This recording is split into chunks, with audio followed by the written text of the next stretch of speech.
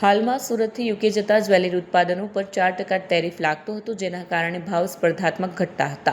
હવે આ ડ્યુટી શૂન્ય થતાં સુરતના ઉત્પાદકો સીધો યુકે બજારમાં સસ્તા ભાવે ઉચ્ચ ગુણવત્તાવાળા હીરા અને જ્વેલરી મોકલી શકશે.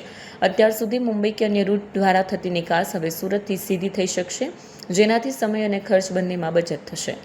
ઉદ્યોગના નિષ્ણાંતોના મતે સુરતના લગભગ 500 જ્વેલરી યુનિટ્સને આ એફટીએનો સીધો લાભ મળશે. અંદાજ મુજબ આ કરારથી અબજો રૂપિયાના વાર્ષિક વેપારમાં વધારો થઈ શકે છે અને સુરતને વૈશ્વિક જ્વેલરી હબ તરીકે નવી ઓળખ પણ મળશે. અમેરિકા દ્વારા વિશ્વના તમામ દેશો ઉપર જે પ્રમાણે ટેરિફનો કોરડો વીંઝ્યો, એના કારણે દરેક કન્ટ્રીના એક્સપોર્ટની અંદર ખૂબ મોટો ઘટાડો જોવા મળ્યો. લોકોની પ્રોડક્ટ 50% ટેરિફ એટલે જે કંઈ $1 મળતી હોય $1.5 મળે. આના કારણે એક્સપોર્ટની અંદર પણ ઘટાડો જોવા મળ્યો. ખાસ કરીને ભારતને યશસ્વી વડાપ્રધાન શ્રી નરેન્દ્રભાઈ મોદીએ આ જે કંઈ મુશ્કેલીઓ ઊભી થાય એનો સામના કરવા માટે દુનિયાના અલગ અલગ દેશો સાથે ફ્રી ટ્રેડ એગ્રીમેન્ટો ચાલુ કર્યા. એમાં હમણાં જ ભારત સરકારે યુનાઇટેડ કિંગડમ સાથે ફ્રી ટ્રેડ એગ્રીમેન્ટ કર્યા. આવતા મહિનાની 15 તારીખથી આનું અમલી થશે.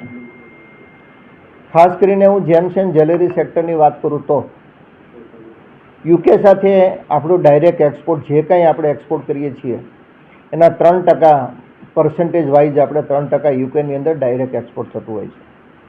પરંતુ યુકેની અંદર 20% વેટ અને 4% ટેક્સ, એટલે 24% કોઈ પણ વસ્તુ અહીંથી આપણે મોકલીએ એટલે 24% ટેક્સ એની ઉપર લાગે. દુબઈથી મોકલો તો 22.5%, હોંગકોંગથી મોકલો તો 22.5%. એટલે આ બે કન્ટ્રી કરતાં આપણે અહીંયા ટેક્સેશન માળખું વધારે હોવાના કારણે જેમ્સ એન્ડ જ્વેલરી સેક્ટરના આપણે માલો અહીંથી ડાયરેક્ટ એક્સપોર્ટ નહોતા, એ વાયા આપણે કરવું પડતું હતું.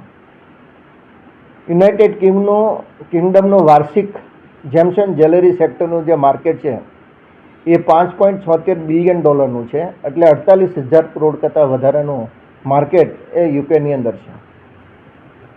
આપણે 2024ની વાત કરીએ તો યુકેની અંદર ડાયરેક્ટ આપણું એક્સપોર્ટ હતું $777.89 મિલિયન અને 24-25ની અંદર આપણું હતું $709.69 મિલિયનનું આપણું એક્સપોર્ટ હતું.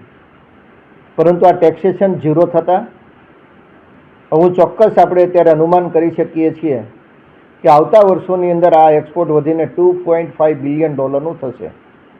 એટલે યુકેની અંદર વિશ્વની અંદર જે કાંઈ એક્સપોર્ટ થાય છે એનો 50% એક્સપોર્ટ હવે ડાયરેક્ટ ભારતની ધરતી ઉપરથી જેમ્સ એન્ડ જ્વેલરી સેક્ટરનું આપણે એક્સપોર્ટ થશે. એટલે ખૂબ મોટું માર્કેટ આ ફ્રી ટ્રેડ એગ્રીમેન્ટના કારણે આપણને મળશે. ડાયમંડ ઇન્ડસ્ટ્રીને આના કારણે ચોક્કસ ફાયદો થશે. અમેરિકાની અંદર જે કંઈ આપણને ઘટ છે એ ઘટની પૂરક તરીકે યુનાઇટેડ કિંગડમ આપણને આમાં સહાયરૂપ થશે. હું ચોક્કસ આ તકે ભારતના યશસ્વી વડાપ્રધાન નરેન્દ્રભાઈ મોદીને સમગ્ર જેમ્સ એન્ડ જ્વેલરી સેક્ટર વચ્ચે અભિનંદન આપવા માગું છું કે તમે જે પ્રમાણે વિશ્વના અલગ અલગ દેશો સાથે ફ્રી ટ્રેડ એગ્રીમેન્ટ કરીને જેમ્સ એન્ડ જ્વેલરી સેક્ટરને જે ટકાવી રાખવા માટેના આપણા પ્રયત્નો ખૂબ અર્થાયોગ્ય છે.